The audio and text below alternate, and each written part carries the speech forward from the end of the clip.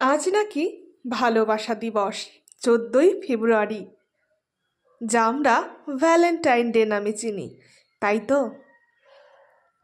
আজকের দিনটা যেরকম স্পেশাল, সেরকম বছরের প্রতিটা দিন যদি আমরা আমাদের প্রিয় মানুষটাকে ভালোবাসা দেই, সম্মান প্রদর্শন করি, তাহলেই মনে হয় বছরের এই একটা দিন স্পেশালে পরিণত হবে, তাই না?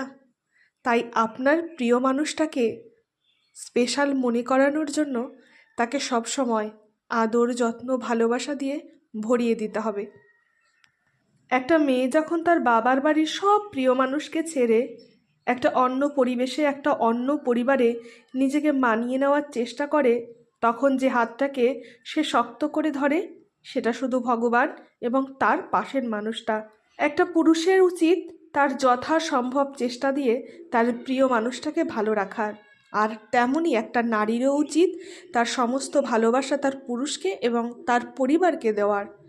এবং সকলে মিলে যদি আমরা ভগবানকে খুশি করার চেষ্টা করি, তাহলে ভগবান একসাথে সকলকে খুশি রাখবে।